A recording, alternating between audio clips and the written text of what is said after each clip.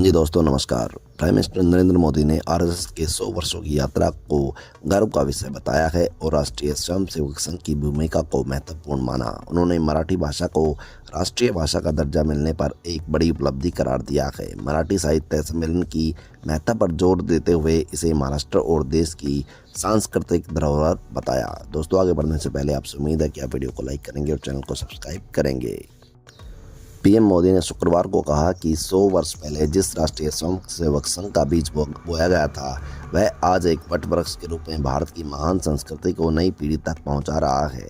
PM Modi ने आगे कहा, यह उनका सौभाग्य है और उनके जैसे लाखों लोगों को इस संगठन ने देश के लिए जीने की प्रेरणा दी है।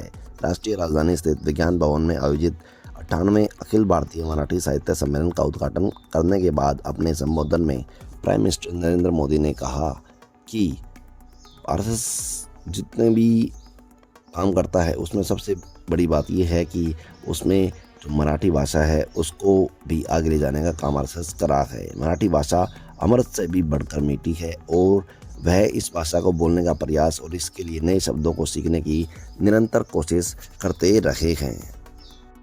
उन्होंने आगे बोलते हुए कहा कि आरएसएस के कारण ही उन्हें मराठी भाषा और मराठी परंपरा से जुड़ने का सौभाग्य प्राप्त हुआ। प्राइम मिनिस्टर ने कहा कि यह सम्मेलन ऐसे समय में हो रहा है जब छत्रपति शिवाजी महाराज के राज्याभिषेक के 350 वर्ष पूरे हुए हैं, जब अहिल्याबाई होलकर की जयंती का 300वां वर्ष है और कुछ ही समय पहले बाबा साहब अम्बेडकर के प्रयासों से बने देश के संविधान ने भी अपने 75 वर्ष पूरे कर लिए हैं। उन्होंने कहा, हम इस बात पर भी गर्व करेंगे कि महाराष्ट्र की धरती पर मराठी भाषी एक महापुरुष ने 100 वर्ष पहले राष्ट्रीय स्वयंसेवक संघ का बीज बोया था। आज ये वट वृक्ष के रूप में अपनी शताब्दी वर्ष मना रहा है। उन्होंने कहा कि वेद से विवेकानंद तक भारत की महान परंपरा और संस्कृति को नई पीढ़ी तक पहुंचाने का यह संस्कार यज्ञ राष्ट्रीय स्वयंसेवक संघ पिछले 100 वर्षों से लगातार कर रहा है। मेरा सौभाग्य है कि मेरे जैसे लाखों लोगों को आरएसएस ने देश के लिए जीने की प्रेरणा दी। संघ के कारण ही मुझे मराठी भाषी और मराठी परंपरा से जुड़ने का भी सौभाग्य प्राप्त हुआ। तो दोस्तों, आपका इस बारे में क्या विचार है, कमेंट में जरूर बताएं। ओके दोस्तों, जय हिंद, जय भारत, बाय, टेक केयर।